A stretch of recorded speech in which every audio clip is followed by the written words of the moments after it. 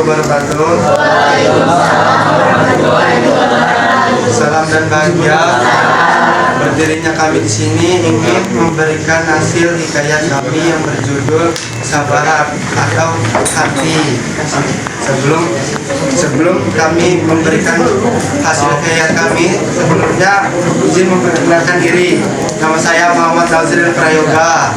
Saya Greta Permanasari. Saya Kalista Kurnia. Dan inilah tugas hasil kami.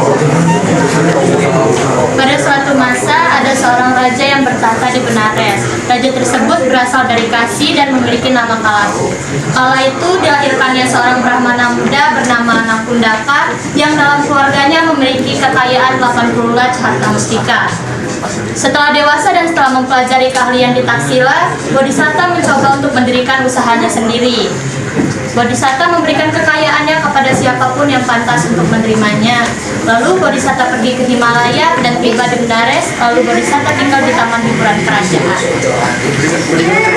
Lalu pada suatu hari Raja Bawabu melakukan demokrasi. Dia datang ke taman hiburan bersama dengan rombongan besar. Dia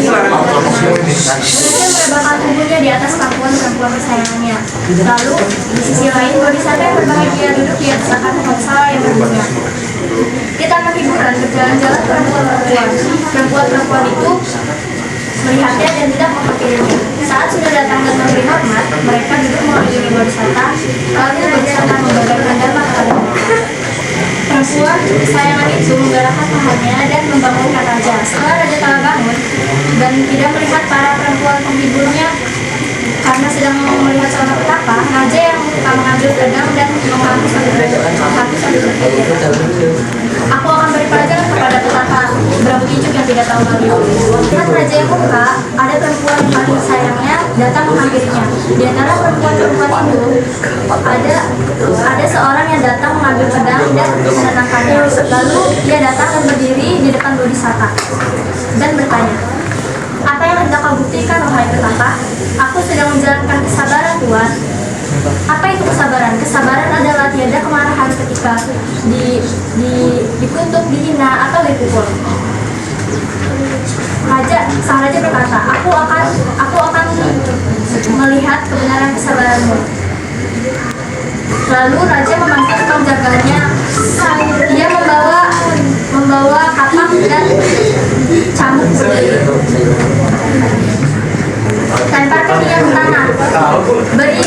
Pakailah cambuk 2000, beri dia 2000 cambukan. Lalu tukang jagal itu menempatkan korban di kalok jagal, memberi dia 2000 cambukan, memotong lengan, kaki, hidung dan telinganya. Lalu Bodhisatta dipenuhi oleh darah. Setelah itu raja berkata, petapa berambut hijau yang keji, duduk dan sanjunglah kesabaranmu. Lalu ia menendang Bodhisatta tepat di jantungnya. Sesudah ia berlalu, Panglima tertinggi menghapus darah dari tubuh Bodhisatta, dan setelah membalut pangkal lengan dan kakinya, telinga dan hidungnya, ia dengan lemah lembut mendudukannya. Setelah raja melewati jangkauan pandang Bodhisatta dan setelah meninggalkan taman hiburan tersebut, bumi yang tebalnya 240.000 yojana membelah seperti kain robek. Sebuah nyala api datang dari neraka untuk menangkap sang raja tepat di depan gerbang kerajaan dan taman kerajaan hiburan tersebut. Lalu membungkusnya ke dalam selimut laksana bulu berwarna merah hadiah dari keluarganya. Bodhisatta wafat pada hari yang sama. Dan orang-orang datang dengan membawa kalungan bunga dan wewangian dengan duka di tangan mereka, bersama-sama melakukan pemakaman untuk jasad Bodhisatta.